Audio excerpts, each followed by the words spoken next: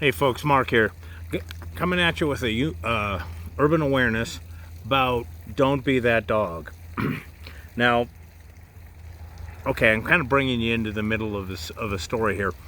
Somebody made a comment on my Facebook page where he said that, one of his students asked, well, what if I'm walking down the street and I see a bunch of toughs coming at me? What do I do?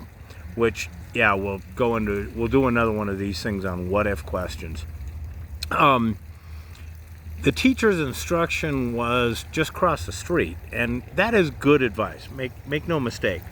There is, however, something else I want to add into that, and it's don't be that dog, right? Now, something I'll go into more later is, or on a different video, is the fact that when bad guys come into a neighborhood, they're looking to see who's looking at them.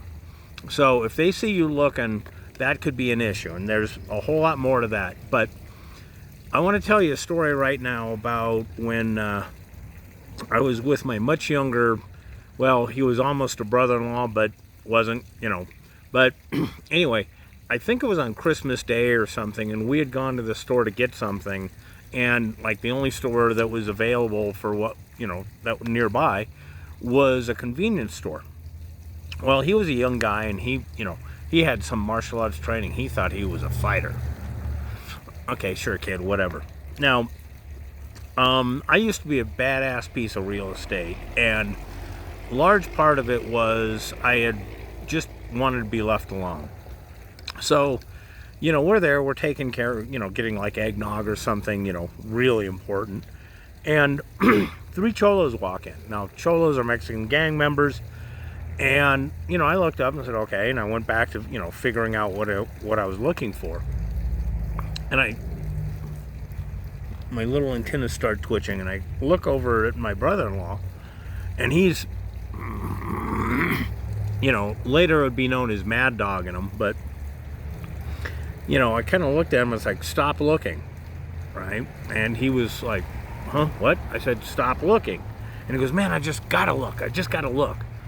And I'm like, stop looking. And I looked up, and these guys had spotted him looking at them, and they started moving towards him. Well, yeah, this is not something I'm going to allow to happen on Christmas. So I flipped the switch, and all of a sudden there's like this very heavy predator in the area, and these kids look at me and go, whoop, cool, right?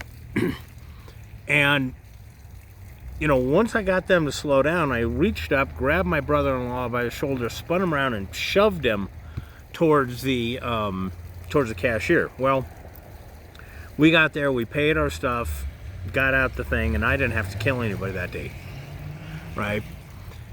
Well, the best analogy I can come up with about what my brother-in-law did was, if you ever held a dog that it's prone to fight, and a strange dog comes in and they get all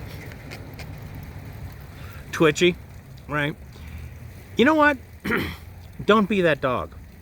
See, the thing about it was, when I go back to the advice of crossing the street, right? Yeah, I'm often asked, well, what if they cross the street too? Well, you know what? If you're not that dog, if you aren't doing that as you cross the street, they're going to leave you alone most of the time. If you catch their attention, though, and you do, look at them as you're crossing the street, yeah, they're going to cross the street. They're going to come over and talk with you, and that's not going to be fun.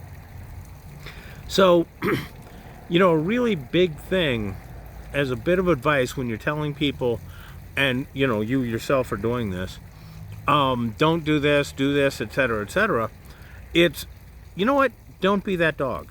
Don't be the one that gets all quivery and excited and ready to fight, because that's like a disturbance in the force. They will sense it, and they will zoom in on it.